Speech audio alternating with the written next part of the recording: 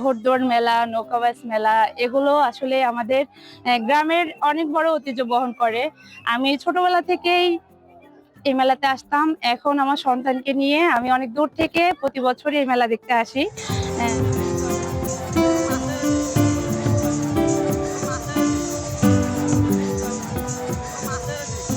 Sunbit সব দিবে সামাল। সানবিট ম্যাজিক প্রেস ডিশওয়াশিং এর মাথা ঘোরানো সলিউশন। 28শে পৌষ আসলে মোহাম্মদপুর এই বড়দিয়া এলাকায় ঘোড়াদৌড় মেলা, ঐতিহ্যবাহী ঘোড়াদৌড় মেলাটি অনুষ্ঠিত হয়। এই মেলাকে কেন্দ্র করে এখানে সাজ জবাব অনুষ্ঠিত হয়। মেলাটি মূলত হয় 28শে পৌষ, কিন্তু তার 3 দিন আগে এবং 3 দিন পরে মোট সবাই মিলে 1 সপ্তাহব্যাপী চলতে থাকে এখানে মেলাটি। এই মেলা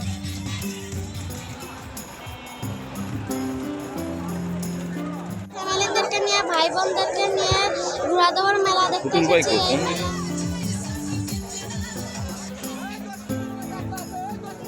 আসছি এই মাগুরা জেলার মাদ্রার এই ঘোড়াদৌড় দেখতে। তো আমার কাছে মনে হচ্ছে যে এই ঘোড়াদৌড়টা যে বাংলাদেশের মনে হয় প্রথম হবে। আমি এত বড় মেলা এর আগে কখনো দেখিনি।